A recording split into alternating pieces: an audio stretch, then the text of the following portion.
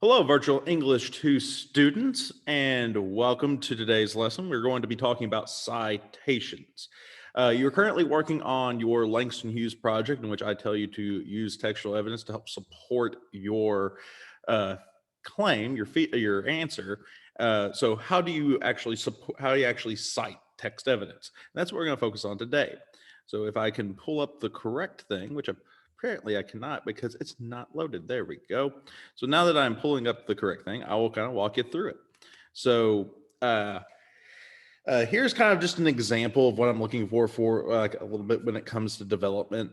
Keep in mind you got to have a thematic thesis statement, which has the title of the work and the thematic concept that you're going to be exploring. So I do this through doing this. So in Sea Charm, yes, I'm doing a different section of the Dreamkeeper and other poems, but in Sea Charm, Langston Hughes tells us to embrace the unknown to truly live life to the fullest. So that is the idea that I started off with was living life to the fullest, or the unknown. What is Langston Hughes trying to tell us about the unknown?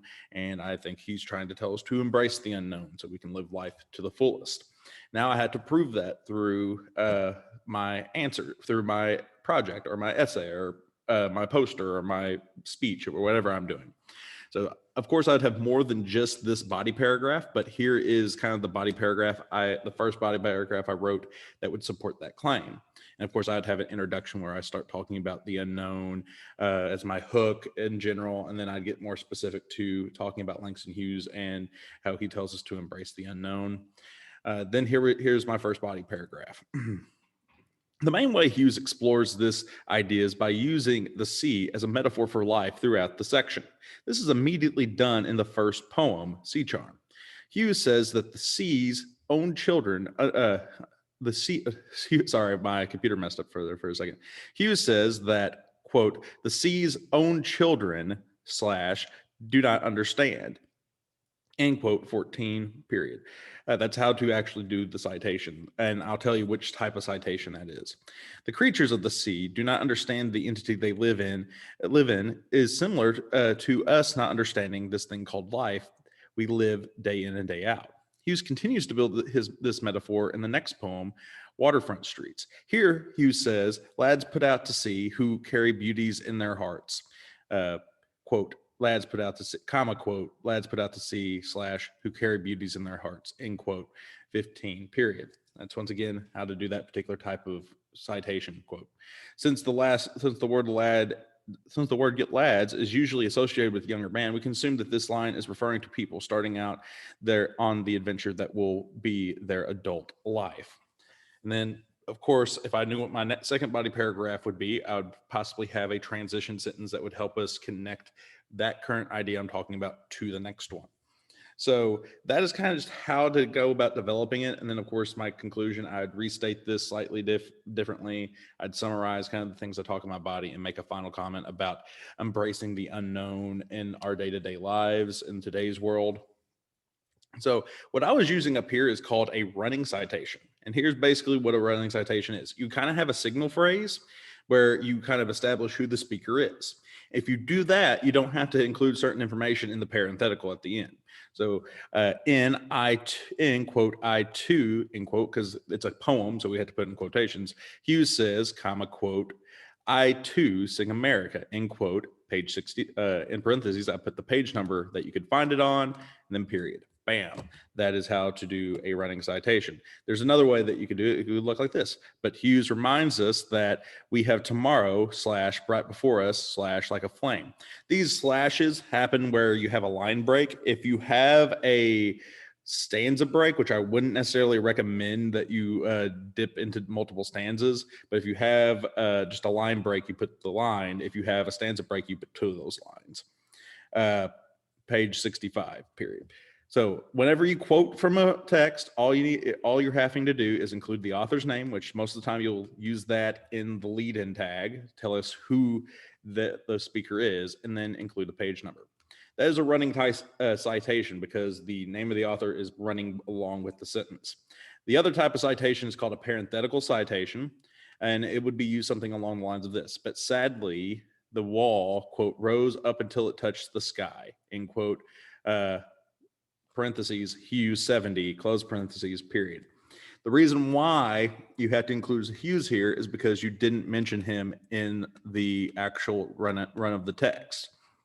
Now, most of the time you'll just use a running citation because you'll have to introduce what you're talking about to begin with. I would only use this if I had already started talking about as I grew older and I get deeper into as I grow older and I drop this citation, this quote right here. That's when I'd use a Hughes 70 because I didn't introduce Hughes. I've already introduced him higher up in the text. And so I need to reference his name right there. So that is the kind of the difference between the two of them. You have the running citation and the parenthetical citation.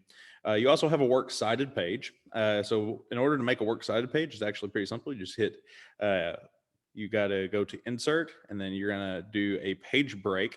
I know on Classroom, it's a little bit different, but it's somewhere, it's up in that toolbar. You'll find an option that will hit page break, and it will take you down to a separate page. You'll type in works cited, and luckily for you, I already have it. Your works cited will look something like this, but in order, how I was able to get this is I went to a website that is called Cite This For Me. Is one Cite This For Me and Citation Machine were the two ones that I enjoyed the most whenever I was in college. This is going to be an APA, but MLA, APA, they're fairly similar. Most of the time you'll use APA. English people like you to use MLA, but I understand that there's more to the world than just us English people. So I'll let you use APA because I know that some of you that choose to go to college, APA is probably going to be what you spend most of your time working in anyway. So how I did this is, and of course now it's not wanting to work. You gotta love that. But I clicked add reference. And if you were to have to create this, so add reference, and I hit book, because I'm quoting out of a book, but the same thing can be done with a website and a journal article, but I'm going to click book. And in books, on the like second or third page, there's this page right here that gives you all this different information. I have to locate the ISBN number, which is near the bottom. And typing in the ISBN number helps you get the most accurate one. If you're doing journal articles, there's also a thing called a DOI number that you can type in that would also bring you to the most precise citation you can get. But I'm going to type in my ISBN number, which is 970-0-679-84421-21. And I'm going to click search. And I'm going to pick the one that has the most information. So this one is missing certain tags where this one has it. So I'm going to pick this one. And even if it has more information filled out, I'm still going to, I'm still going to make sure that all the information is there. So if I did not have some of this information, so we're going to click continue. If I didn't have some of this information, I'd go in and fill it in the best I could. If it didn't have the year publishing, I would look at that piece, that page on the inlet of the book, and I'd find the year it was published, and I would put that in. If I couldn't find the publisher, I'd look for the publisher on this and put that information in. But yes, here's all the information. And actually this one has all the information that you need for it. So if it didn't have the title correctly, I'd go in and correct the title. And I just hit complete citation. And of course, there's going to be an error, but we'll pop back here. And it's basically saying, oh, you're using ad block, Mr. Davidson, because you're a horrible person. But it will give you the option to copy the citation at that point, which is what I did. And then you're going to need to go back to your document, and you're going to need to paste without formatting. And basically, like, you have the option of paste, and it will paste it looking exactly how it is. I don't know on Windows or on Google Chrome, on Chromebooks, how to do it. I think in Google Docs, there's an option when you left click to paste without formatting. But that's what I did, is I hit paste without format, or I did Control, and I use a Mac. I used Command Alt Shift V for paste without format, and it gave me this information, which I also had to edit a little bit because you have to have a thing called a hanging indent for your citation. So I ended up just creating the indent by finding where it was at right here and just hitting tab over. Now, sometimes this will cause, if you shift it to a different type of citation, or if you shift it to a different type of file formatting, it'll mess it up a little bit, but you can always go in and edit it up if need be. All right, so that is all you're doing when it comes to citing, is just giving credit where credit is due.